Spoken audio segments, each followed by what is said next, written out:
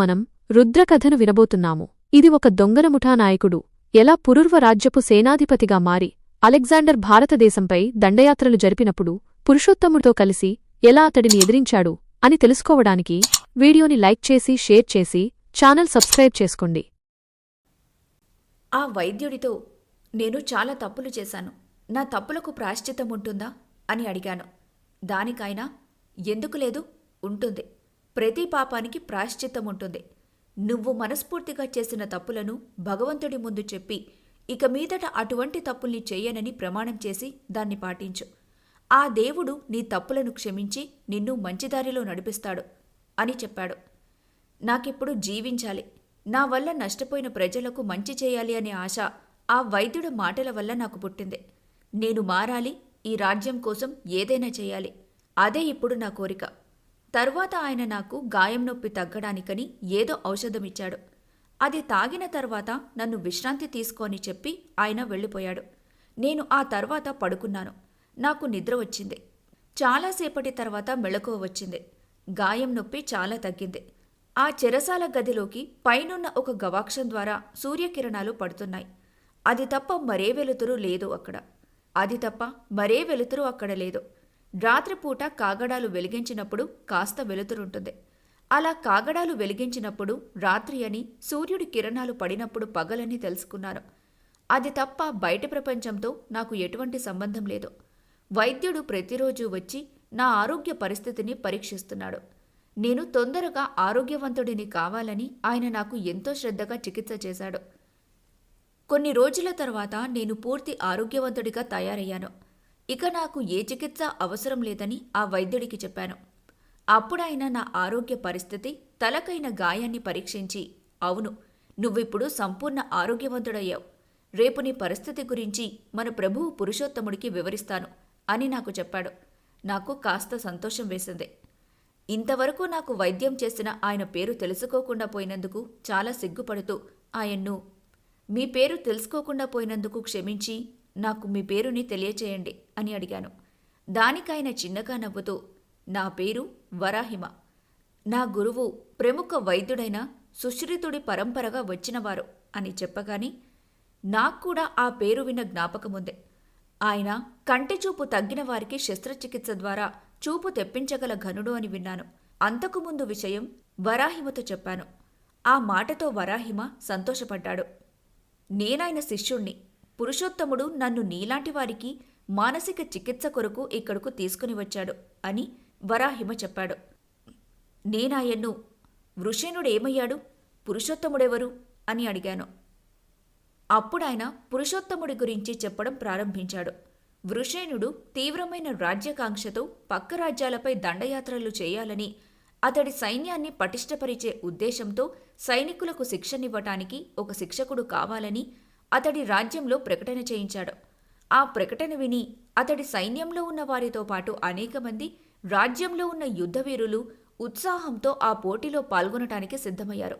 వారి మధ్య పోటీ పెట్టి సామర్థ్యం కలిగిన వాడిని సైనిక శిక్షకుడిగా ఎన్నుకోవాలని తలచిన వృషేణుడు ఆ వీరుల మధ్య పోటీ పెట్టాడు. ఆ పోటీలో అందరికంటే మిన్నగా పురుషోత్తముడు విజేతగా నిలబడ్డాడు. చాలామంది అనుభవం కలిగిన యోధులను, అనేక రకాలైన ఆయుధాలు ప్రయోగించడంలో ఒక యువకుడు గెలవటం అందర్నీ ఆశ్చర్యానికి గురిచేసింది. వృషేణుడు పురుషోత్తముడిని వేదిక మీదకు రమ్మని సైనిక శిక్షకుడి కోసం గల దండాన్ని అతడికి ఇవ్వడానికి సిద్ధమయ్యాడు. కాని పురుషోత్తముడు సున్నితంగా దాన్ని తిరస్కరించాడు. దానికి బదులుగా వృషేణుడి సింహాసనాన్ని చూపిస్తూ, న్యాయపరంగా రావాల్సింది ఆ సింహాసనం, దాన్ని నాకు అప్పగించి మీరిక విశ్రాంతి తీసుకోండి అని పురుషోత్తముడు వృషేణుడితో చెప్పాడు. ఆ మాటలు విన్న ఆ క్రీడా మైదానంలోని ప్రజలు, ఇతర అధికారులు ఆశ్చర్యపోయారు. వృషేణుడికి మాత్రం కోపంతో కళ్ళు ఎరుపెక్కి, ఏమిటి, నీకేమైనా పిచ్చి పట్టిందా, నువ్వేం మాట్లాడుతున్నావన్నది నీకు అర్థమవుతుందా, ఎవరు నువ్వు అని గట్టిగా అతన్ని అడిగాడు. దానికి పురుషోత్తముడు, నా పేరును చూసైనా మీకు మీ గతం గుర్తుకొస్తుందనుకున్నా అని వృషేణుడికి కాస్త దగ్గరగా వెళ్ళాడు. అప్పుడు వృషేణుడు పురుషోత్తముడి పేరు చిన్నగా పలుకుతూ ఏదో గుర్తుకొచ్చిన వాడిలాగా ఆగి, నువ్వు చనిపోలేదా, ఇంకా బ్రతికే ఉన్నావా అని అడిగాడు. అప్పుడు పురుషోత్తముడు, మంచిది, ఇప్పుడు తెలిసిందా, రాజ్యం కోసం నీ సొంత అన్నను, ఆయన కొడుకునైన నన్ను చంపాలని ప్రయత్నించావు. నీ కుట్రలో భాగంగానే మా నాన్నను చంపావు.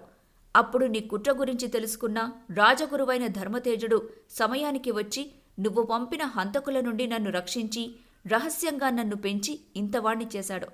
నువ్వు నాకు చేసిన ద్రోహానికి నేను నిన్ను చంపినా కూడా పాపం లేదు. అలా చేయటం వల్ల నాకు నీకు తేడా ఉండదు. అందుకే మర్యాదగా నాకు రావాల్సిన రాజ్యాన్ని నాకు అప్పగించు అని హెచ్చరించాడు. అప్పుడు వృషేణుడు మరింత కోపంతో రగిలిపోతూ, భటులారా, వీణ్ణి బంధించండి అని అతడి రక్షక భటులను ఆజ్ఞాపించాడు. అప్పుడు ఆ క్రీడా మైదానంలో గల భటులు పురుషోత్తముడిని బంధించడానికి ముందుకు కదిలారు. కాని అప్పుడే పురుషోత్తముడు కూడా ప్రేక్షకుల్లో ఉన్న అతడి అనుచరులకు కూడా సైగ చేశాడు. అంతే, వారు ప్రేక్షకుల నుండి బయటకొచ్చి అక్కడున్న భటులతో కలిసి పోరాటం సాగించారు. మిగిలిన భటులు పురుషోత్తముడిని బంధించడానికి ముందుకొచ్చారు. కాని యుద్ధవీరుడైన పురుషోత్తముడిని ఎవ్వరూ ఓడించలేకపోయారు. చివరకు భటులు అలసిపోయి పారిపోయారు. అప్పుడు వృషేణుడు స్వయంగా పురుషోత్తముణ్ణి ఎదిరించాడు. కాని వృద్ధుడైన అతణ్ణి పురుషోత్తముడు సులభంగా ఓడించాడు. ఆయుధం కోల్పోయి కింద పడిపోయిన వృషేణుడిని పురుషోత్తముడు పైకి లేపాడు. అప్పుడు వృషేణుడు పశ్చాత్తాపం నటిస్తూ, నన్ను క్షమించు, స్వార్థంతో నేను నీకు మీ నాన్నకు ద్రోహం చేశాను, నన్ను క్షమించు అని వేడుకొని ఇక ఈ రాజ్యానికి నువ్వే రాజుగా ఉండు అని చెప్పి తలదించుకున్నాడు. అప్పుడు పురుషోత్తముడు ఆ మైదానంలో గల ప్రజలకు అభివాదం చేయడానికి వేదిక చివరకు నడిచాడు. దాన్ని అదునుగా చూసుకుని వృషేణుడు కింద పడిన తన ఆయుధాన్ని తీసుకుని పురుషోత్తముడిని వెనుక నుంచి చంపడానికి ప్రయత్నించాడు. కాని కింద మైదానంలో ఉన్న పురుషోత్తముడు అనుచరుడు విసిరిన శూలం వల్ల వృషేణుడు మరణించాడు.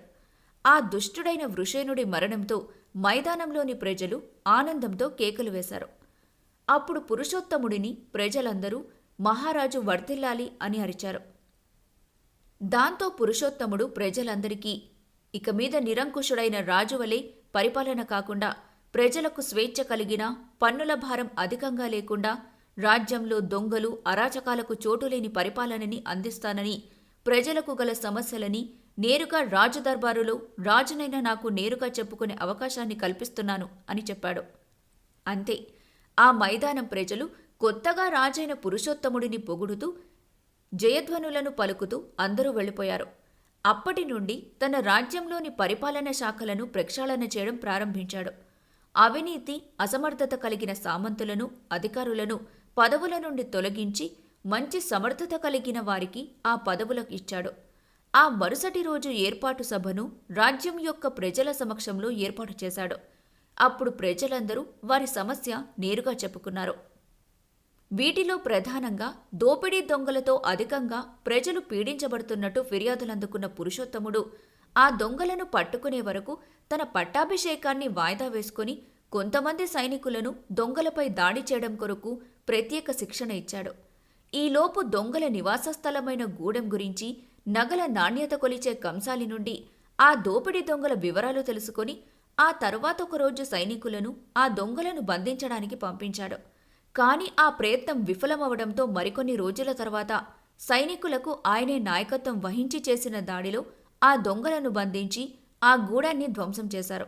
అలా ఆ దొంగలను బంధించి ఇప్పుడు వారి మంచివారిగా మారి వారి జీవితం మంచిగా జీవించడానికి అవసరమైన మానసిక మార్పు తీసుకురావడానికి నన్ను నియమించారు అని గతంలో పురురాజ్యంలో జరిగినవన్నీ వరామహి నాకు వివరించాడు. అప్పుడు నాకు చాలా బాధనిపించి, మమ్మల్ని మంచి మార్గంలో నడిపించాలని ఆయన ఉద్దేశమైతే మేము స్వచ్ఛందంగా లొంగిపోయి ఉండేవాళ్లం. మా గూడెం మీద దాడి ఎవరు చేసింది తెలియక మేము తిరుగుబాటు చేశాం. దాని ఫలితంగా మా గూడెంలో చాలామందిని కోల్పోయాం అని చెప్పాను. ఆ మాటతో నాకందరూ గుర్తుకొచ్చి నా కళ్లల్లో నీటి తడి వచ్చింది. అప్పుడే వరాహిమ నన్ను కాస్త ఓదార్చారు. ఇది ఒక దొంగల ముఠా నాయకుడు ఎలా పురుర్వ రాజ్యపు సేనాధిపతిగా మారి అలెగ్జాండర్ భారతదేశంపై దండయాత్రలు జరిపినప్పుడు పురుషోత్తముడితో కలిసి ఎలా అతడిని ఎదిరించాడు అని తెలుసుకోవడానికి వీడియోని లైక్ చేసి షేర్ చేసి ఛానల్ సబ్స్క్రైబ్ చేసుకోండి.